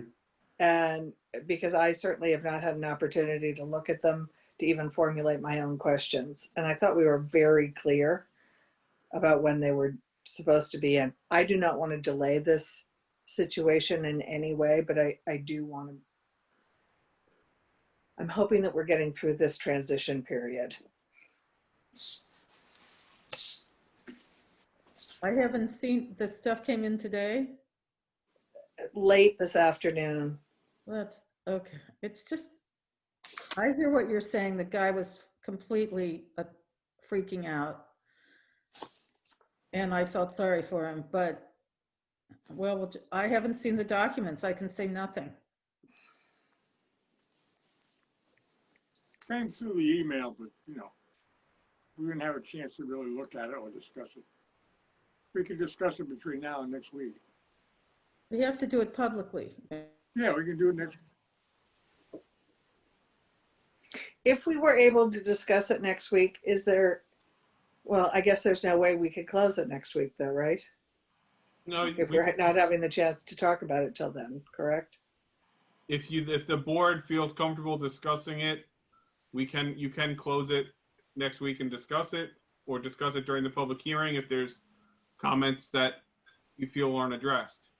I mean, I think in this particular case, it's a relatively minor variance request. I think we can discuss it at the public meeting, have a decision ready, and then vote on that decision at the next public meeting, which is what we said we would do.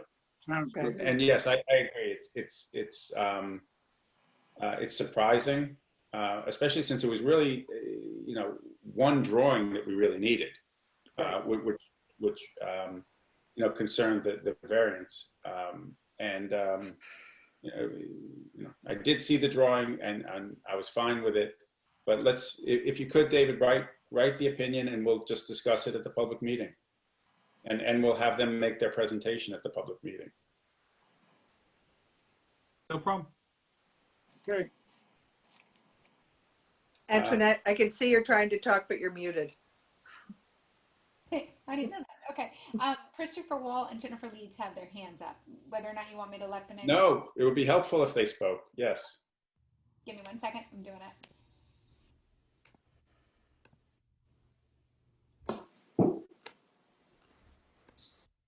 Okay. I think I got the both of them. So Christopher, I just need your camera on as well as Jennifer, and your microphone's on. Good evening, everybody. How are you? Hello. Can you see me? I don't know how to do this. I'm sorry. You can see it. Yeah, we Can can you see hear me? You can see me. Okay. We wanted to just let you know, on behalf of ourselves, obviously, and the client, we are just as frustrated with the delay in the plans. The very next day, we reached out to the architect with everything that you requested and that we needed. And unfortunately, our hands were tied with the time frame. And that's unfortunate for this owner. So I do hope that you don't hold it against the owner, because we feel the same way. He's in a bad spot, and he needs to move forward to get his family back. Can you show us with document sharing here the front elevation? And by front, I mean the front yard elevation, so the northern elevation. Absolutely, I can do that. Just bear with me 1 second.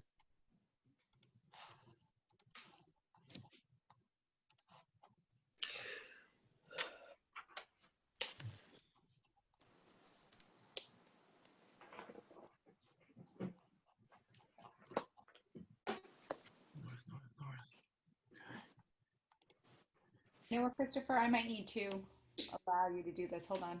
Yes, you should be able to. So share screen here. Let's see. There you go. Is everyone seeing that? Yes. Yep. Okay, great. Okay, so as we discussed, and just to follow up on Jennifer's, I leaned on this guy and pleaded with him to get this to us as soon as possible, and I do apologize that this is the quickest we could get it out of him, but that aside, as requested, he did relabel the elevations by direction. He did correct any inaccuracies showing the dormer depths and heights, and if we go to the other elevations here, as discussed, all the numbers are now included, clarifying where that 14-foot setback is, showing the sky plane, and showing the existing setbacks to the main portion of the first floor of the house. You should also show that you meet the gross floor area. You got over it, and I pointed out that the basement doesn't count. Yes, and I have that. Let me see if this works. If I switch to this, can you see that screen? Yes. Okay, so this shows the corrected setbacks, adjusted. That way they're not the handwritten ones like we had previously submitted. And it shows the floor area with the basement subtracted from, taken out of the calculation now. So what is your gross floor area right now? Our proposed gross floor area is 3,341 square feet. Our allowed is 3,398 square feet. And now that I'm reading that to you, I just realized his greater than sign is in the wrong direction there, just to clarify that. Mm-hmm. And I don't believe that survey was submitted. I didn't see that in my packet. That wasn't David. That wasn't. That was also a last minute thing here. Okay, please, we need that submitted before the public meeting. Absolutely, absolutely. Okay. Could I just add that front and back, most documents in citing, it's north, south, east, and west, not front, back, whatever you've got on the first thing you showed. They did add that. It's in the corner. It's smaller text. It's labeled on each one. Yeah, okay, well, that would help. Well, it West. should be proposed west elevation, then you could put right where you put west if you really love it. It says west. Very small letters. I don't like to hunt around. I'd like to have these things. I feel the same way. I agree with her. I would want it larger. I get what you're saying. Put it up next to proposed west Right. elevation. Documents, it is directional, which is north, south, east, west. If you want to put another identifier, that's fine. But we want these things standardized so we're not hunting around on the paper. What's the right? It really is confusing, but okay. Well, the only thing I know, it just relates to how the surveyor has it indicated based off of their proper survey has north, south, east, and west for these elevations. I've done this way too many times. So Understood. please. Understood. Okay, so can you put forward the northern elevation, which is the subject of the variance? Yes. And let's just look at that for a second. I just want to make sure that we understand this. The variance is that extended dormer Yep. is in the front yard setback, but no closer than the first floor setback. Correct. If I said that correctly. Correct. So the Really, first, that's the variance Okay. request right there. correct. Okay.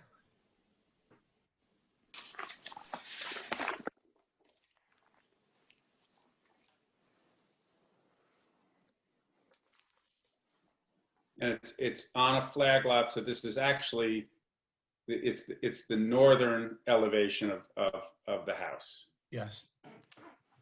So while it's a front yard setback, it's actually the side of the house. And that was, Right. again, that was the recommendation of the building inspector, just to simplify the application. Being that it was on a flag lot, we had the option to decide which was front.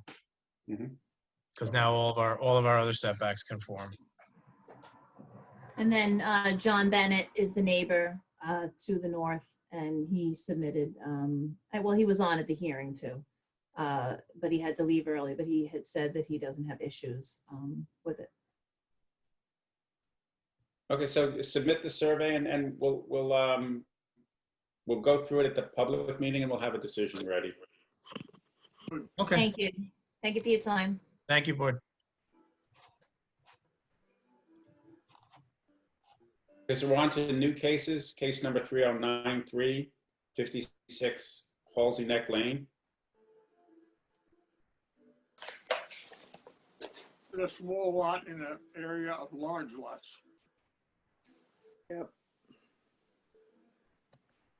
There's a request for a front yard variance, and do you have the latest relief, David? I know it's side yard pyramid law relief.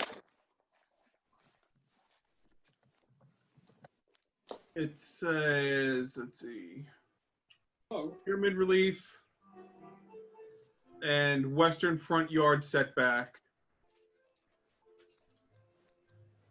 So it's porches to a western front yard setback of 65.3 feet where 80 feet is required. and 3,039 cubic feet of two-story single-family dwelling within the pyramid sky plane. Okay, and I think Lisa submitted a streetscape. You did.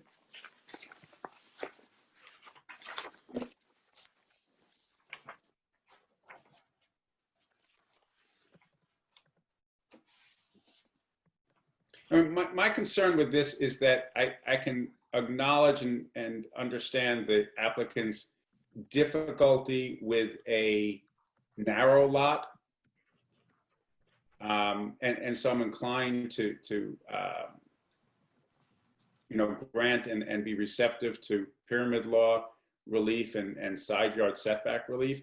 However, I don't think it's a real challenge on this lot. It's a very deep lot. So I'm not sure I understand the need for front yard setback relief, especially when they're not in line with the neighbors. They're proud of the neighbors. They're to the west of the neighbors. I agree. I think it dips down maybe. I don't know. I find this very confusing. Like, I honestly don't know what to think. There's a lot of pyramid relief they want. Yep. No kidding. Happen, and if we don't give them the pyramid relief, they would be able to build a one-story house that travels backwards. Is that right? They might be able to get a smaller second floor, but not as expanded as this is. And there are mistakes in the plan too. The dormers don't line up with the rooms. Oh. In terms of, so they're building a taller house than is, currently there's like a cube there, right? Right. Currently, it's a single-story house. Yeah, so I was thinking, so we're granting them a two-story house, although they have a deep lot where an elongated building would be possible. I'm not saying that I think that's right. I'm just curious about what would be able to be built that didn't have such a huge sky plane. That's a lot, variance, the whole thing. As far as They sent plans and they have a proposed west elevation, and it shows the pyramid relief lines cutting through the house. Mark, they showed two pyramid lines, one that goes right from grade and one that goes up straight 5 feet and then pyramids across. And I think in the zone that they are, you're supposed to take the pyramid from grade, not from 5 feet above grade. Is that correct? That's correct, right? And that's she was saying because it's this really small lot, we really shouldn't use that. We should use the one that goes from 5 feet up because it's such a narrow lot. But that's a big ask. Right. Because I mean, yeah, it's the zoning district that they're in. So you're right. You can't apply. And it's like you just designed a house, a nice house with a second story, but you just threw everything over this pyramid, you know. I mean, I'm agreeable to pyramid relief if it's not like living area, you know, if it's a corner of a roof in order to get headroom, sometimes a little dormer or something so you can get some light into the second floor. But this is a lot of relief. I mean, to the south, at least, the relief on the south side is adjacent to a 40-foot wide, I think it's 40 feet wide driveway. So I was a little bit more receptive to pyramid law relief. I don't mind it to that side, but I don't think that, you know, from what I can see here, I don't know if it's side is a house that's just being built and finished. On the north side. The north side. And so I feel like we should probably, and they played by the rules because they have a bigger lot, but also they did set back properly. And so the question is, I don't know. What do you do to them? I mean, the issue with the streetscape is that I think it's, you know, more attractive. I mean, if your houses are not staggered as you're going south on Halsey Neck. And the property is, I think, 250 feet deep. I just wasn't sure why they really needed front yard setback relief when nobody else needed it for properties of similar depth. Right. I agree with that. That does seem weird. And also, it changes, your relationship to the neighbors, not the garage, not the driveway. That is a big space over there, but to the north. Mhm. I don't know. If I may, I do see a slight difference. It looks like the pool orientation is different than compared to the lot to the north because of I assume because of the lock of the width, they are trying to squeeze a full-size pool in there, and the only way to do that is to run it West. north-south. No, east-west. East-west, sorry. But could they fit it north-south? I mean, what would be the size if it was north-south? And I don't know. That's what I'm saying. I see that's the board's concern. They reoriented the pool. They could probably move the house back, Okay, that's our question for Lisa. If she could design it so as to minimize the variance relief, potentially eliminate the front yard setback relief, and then we'll look at the extent of the pyramid law relief. But I don't believe she has not presented on this yet, right? No, this is No. brand new. The notice wasn't sent out for the last meeting, so this will be the first time it'll be on. Okay, so we'll listen and hear her presentation. Okay, I think that the last case is 3094, 980 Meadow Lane Trust. Do we still have Chick? Yes, I'm here. Hey, guys. Sorry. Don't apologize. It's very interesting. So also a new application. First time we'll be hearing it.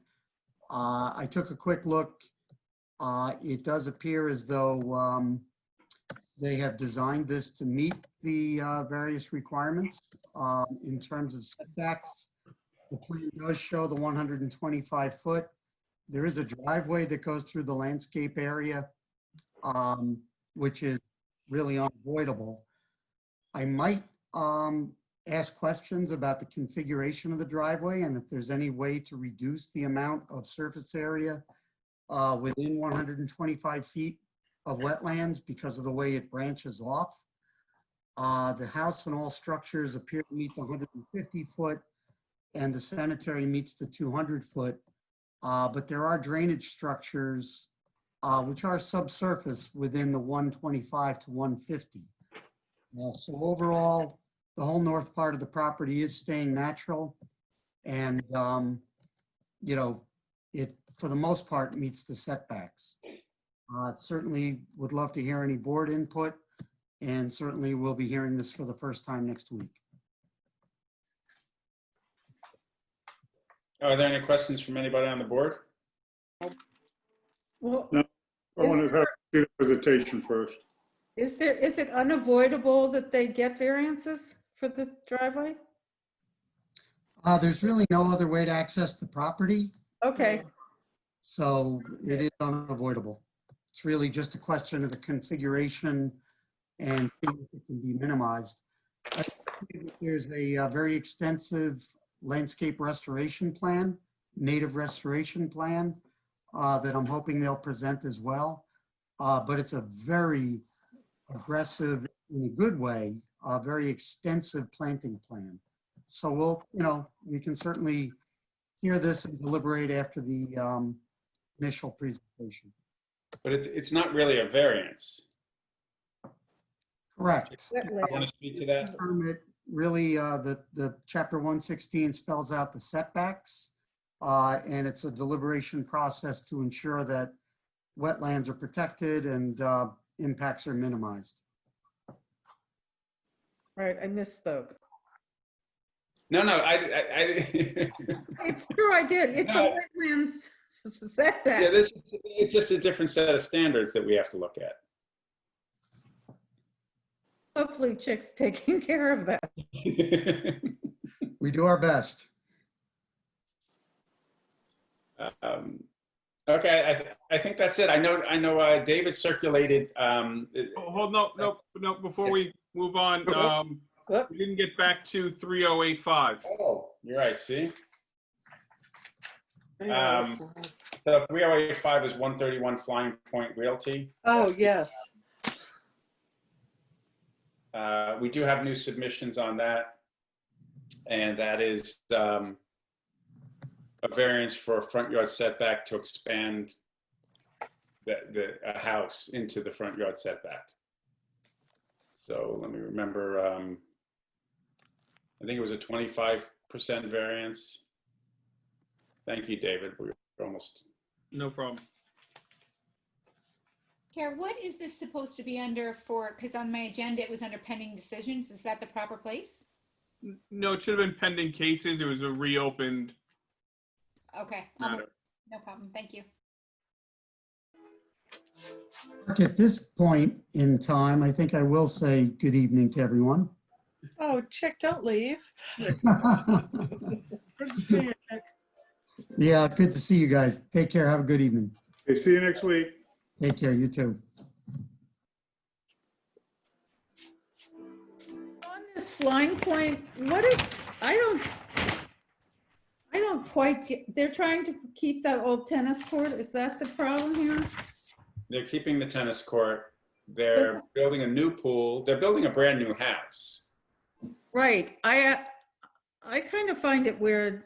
I don't know that they can't get this straightened out by an architect who knows how to build it within the proper setback. I did go by it, Mark. I go by, I'm doing a job down on Wickapot, so I go by it all the time. And when you go up of Downs Path, because Right. it like there's like a big ridge with pine trees, you're never going to see it, you know. So the impact for what they're asking for the front yard is really not going to impact anybody, you know. So it fits on the property fine. It is a hilly. You know, on Flying Point Road, it's really low, and then you're going uphill as you go up Downs Path. So, you know, and they want to cut a road in from Downs Path, the driveway in. Well, right now, the main driveway is on Flying Point Road, and so I don't see where this variance. There's no harm, no foul here with it, you know? Mm-hmm. If you take a ride by it again, you'll see there's huge pine trees all along that Downs Path. You can't even see the house, you know? And it's a big hill and a ridge between Downs Path and the property. I just want to make sure there was a submission by the applicant and I believe topography showing It's that highlighted. what Dan has mentioned about the grade change. Yeah, I thought the submission had to do with why he was unable to use the building envelope in front of the house, why he was not using the building envelope to the east. What I'm still missing on this application has to do with what about this property is different that's causing, you know, an inability for an architect to design a house that you know that would fit. I'm just not seeing any you know, any documents or any submission by the applicant distinguishing this property from other properties that would also like, you know, to use more of their front yard. Well, he has two front yards, and he has sort of a crappy topographical piece of property. So, Right. you know, the architect does have two strikes against him with that. You know, so, but that being said, you know, you can change and bring in fill and dig fill out, but, you know, it could be, the end result by changing the topographical of the property could be worse than what you have now. To try to bend the property to meet better, setbacks that really aren't harming anybody. That's sort of how I see it. The tennis court end of the property is the high side. The Flying Point part of the property is the low side of the property. So the Flying Point is but that argues for why he would maybe make it an L, not protrude into the, are you saying that, where's the low side? The low side is Flying Point Road. Okay. And when you come off Point Road onto Downs Path, you're going uphill all the way to the back of the property. So it's low to high. And then once you get to the back of the property, I think where the tennis court is, it sort of levels out. So it's sort of like it's the place where you'd put a tennis court. It's the most level spot on the property. So where the house is probably one side of the house is going to be low and the other end of the house is high. The house right now, where the new front of the house is, you go underneath. There's a garage there now where you're going underneath the house. So it's a complicated piece of property. No, I understand that. What I don't have is a connection between the Flying Point area being low, and then why doesn't he, create a house that perhaps is an L to the to the west? In other words, why try to go into the front yard? You have an architect. In other words, I guess Susan's comment resonated with me. Why wouldn't you simply let your architect design a house that fits within the setbacks? What would be the difficulty in well, maybe he'll explain that when we talk to him, because now that he has a topographical map and maybe some more pictures, he can explain himself better. I mean, I know the property, so I understand it. I originally built the house that they're tearing down 20 years ago, so, and now it's a house 20 years old is obsolete. Everybody knows that, and so I know it's a difficult piece of property. I don't even know who owns it anymore, so. Okay, well, let's let him speak to it then, because I would like to hear. I'm sorry, but aren't most of the pieces of property around there, don't they all have the same lopsided nature of the lots? Whether you're in Pheasant Pond or you're over there. Across the street, the house, I think the house right across the street on Downs Path, we just gave them a variance to put a garage on that one side. They're building that garage now. And this house is sort of not as far up the hill as that house is. That house had more land further up to the top of the hill. With this one, I think because on this corner, the way it is, it just made it a lopsided lot. It's just a lopsided lot, But if you go down that street, all the houses are low in the front, high in the back. But this one is sort of low in the front, high in the back. It's got 2 front yards and it's narrow. So it's got like all these conditions that make it a complicated lot. So it's more than every one of those on that same street that seem to have the low entry point and then it goes up. And then, because all that Downs Path stuff goes way high. I'm just, I'm trying to figure out what makes it different than every other house on that street. I think 2 front yards, a narrow sort of lot. Okay. And Downs Path, that's sort of a curvy road too. It's not even a straight line on Downs Path. You're going up a hill and on a curve. Right. You see, Dan, my concern is this. If his difficulty is 2 front yards, that's the code.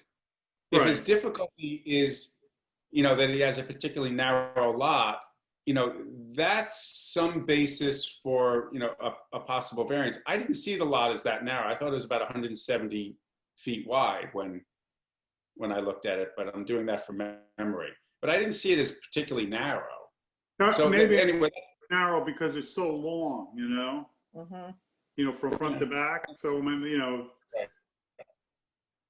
But where the house makes me is. wonder why they need to come into the front yard if it's so long? Is it that they want a big swimming pool? I mean, really, you could get something in there. Well, that's what we have to ask the architect, you know, I mean, if he can explain himself, so, he might have just made his job easier for himself doing it this way, but. Right, because I think the only person we've heard from is Rob Fischetti. If he's a good architect, he should be able to explain and give us a reason. What, yeah. Okay, so let's ask Robin, perhaps they should have their architect speak to it. Well, I would recommend that they do that. Yeah, because I think the only person we heard from last time was Rob Fischetti. I don't think anybody else was there. I think that's right. I thought we heard from him twice. Mm-hmm. Correct. But my question is, why is it impossible to build a house there that isn't within the limitations of the zoning, I guess? They're not. You can build one probably within the limitations of the building, but sometimes to get a balanced use of the property, a variance actually makes the property better, and that's what he'd have to try to explain. So. Right.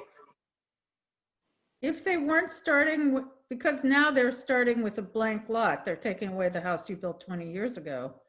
Well, sort of like in a tennis court, because it's a level spot. Yeah. It's so challenging to do that, or what are the reasons that it cannot be done? That's what he has to explain to us. Chair, I do have Robert Fischetti with his hand up if you'd like me to let him in. Well, I would think we should tell him we want the architect. That's it. I mean, I think that's a good, somebody to explain what the challenges were in being unable, other than the 2 front yards, being unable on this lot to comply with zoning. Did they ever mention 2 front yards to us? Mark? Oh, sure. Yeah, I mean, but that's the zoning code. You do have 2 front yards. Was that their hardship? I don't remember that in the discussion. No, that's fair. Do we want to wait to hear from Rob at the public hearing, or what does the board feel? I don't want to really hear from him, but I'd like him to be given the information that. Okay. Yeah. We would like to discuss how we got to this point, kind of thing, with an architect. Let's do that at the public meeting.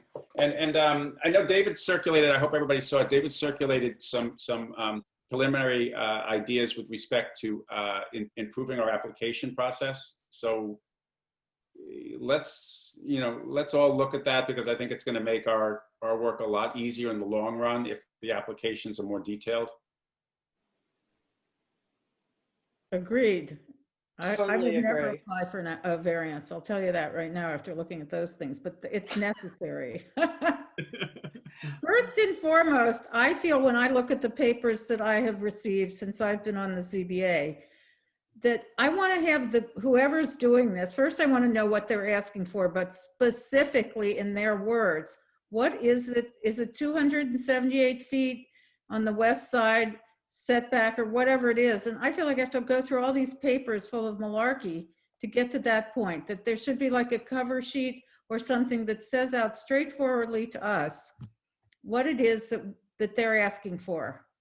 And not just, a side wetlands relief.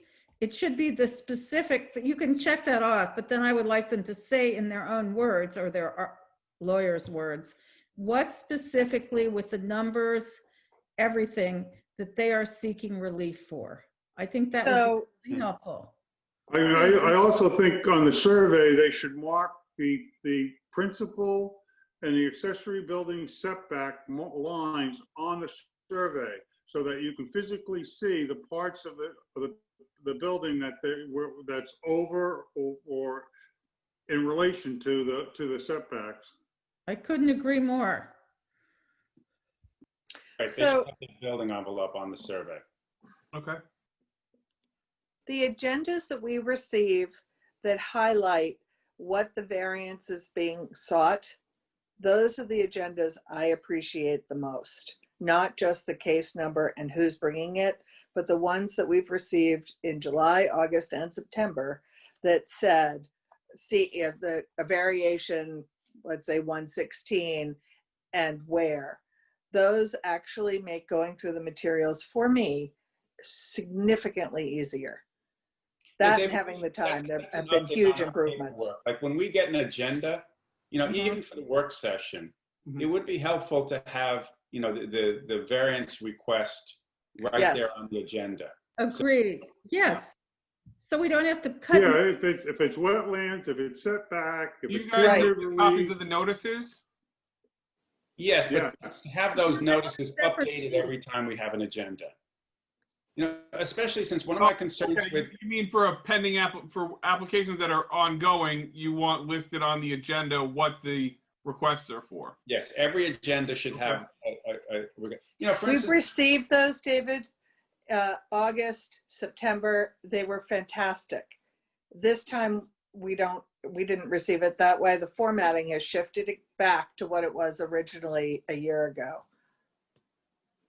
I don't know why that blurb isn't under each. right, we're gonna get that blurb No, under, it's a cut and paste. even if it's a continuing matter, a pending case.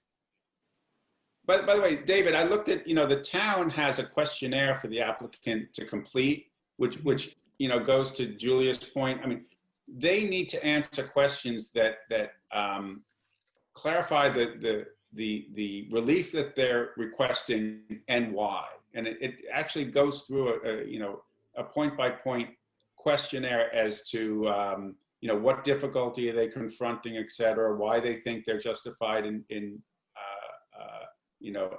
obtaining this variance. I think that would be really helpful. No, I have no problems rewriting the application form, but that's what's going to be. We start off with a checklist. Right. I fully understand those concerns. You want to, relief from section 116 4C, 25-foot request where 30-foot, where 15 is required. That makes perfect sense. We're gonna have to update the application though to get that done, because it's the Southampton Village application is the most, I wouldn't say incomplete, but bare bones application that I ever see. Right, and it makes as us a practitioner. So yeah, that's fine, and that's why I forwarded copies of East Hampton Village, Southampton Town, and East Hampton Town. So if there's something in one that you like or don't like or think, we can, adjust the new application accordingly. And Susan had a good idea a little while back that, in this day and age, photographs could be very helpful. Everybody has, access now to a phone camera.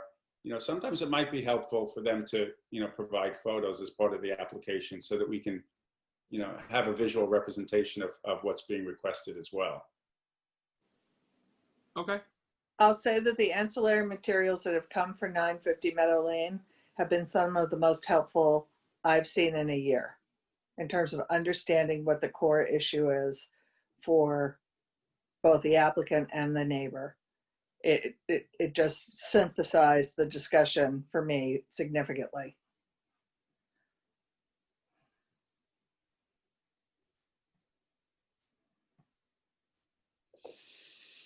All right. Okay, are we all set? We're gonna meet again next Thursday? Yeah. Right. As long as we're all here to be there. Okay, thank you, everybody. So that concludes our meeting. Great, thank you. Good night. Good night.